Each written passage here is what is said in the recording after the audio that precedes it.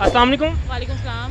कैसी हैं मैम? अल्हम्दुलिल्लाह। कहाँ से आई हैं आप? मैं लाहौर से ही हूँ। मैम क्यों आई हैं यहाँ पे आप? मैं इस बात पे आई हूँ क्योंकि ज़ाहिर बात है एक आइडियोलॉजी है जिसको हम फॉलो करना चाहते हैं, और वो मुझे लगता है कि फ़िलहाल तक इमरान खान जो है उस आइडियोलॉजी को इन द राइट डायरेक्शन लेके जा रहे हैं।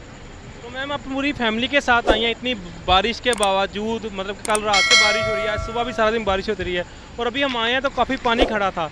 तो इतना ज़्यादा प्यार आप क्यों करती हैं इमरान खान साहब से? इमरान खान से ज़्यादा मैं अपने मुल्क से मोहब्बत करती हूँ, और इस मुल्क की मोहब्बत है जो मुझे इस तरफ खींच के लेकर आती है।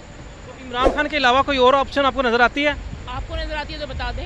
नहीं, मुझे तो नज़र नहीं आती। साफ सी बात है, इमरान खान के अलावा फ़िलहाल तक कोई ऑप्शन नहीं है, इसलिए कि जो हमारे सामने उसके अगेंस्ट खड़े हुए लोग हैं या जो दाएं बाएं खड़े हुए लोग हैं, सब या तो लुटेरे हैं, करप्ट हैं, चोर हैं, ठीक है, डाकू हैं, खा गए हैं इस मुल्क को, खा गए हैं इस मुल्क की आवाम को, हम जैसे लोगों को भी खा गए, और हमसे जो निचला तबका है उसको तो बिल्कुल ही वो खा गए हैं।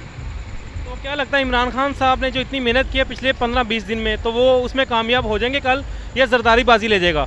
देखिए, कामयाबी तो अल्लाह ताला को पता है किसके होगी और किसकी नहीं होगी।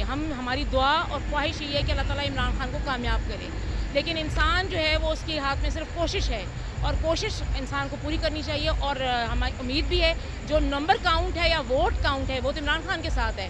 अगर जरदारी और नवाज शरीफ ने कामयाब होना है तो बस फिर आप समझ जाएं कि ये मुल्क आपने लुटेरों के हवाले कर दिया है, वो इसको बेचें, खाएँ, किसी के ऊपर ठेके पे दे दें, जो मर्जी कर लें।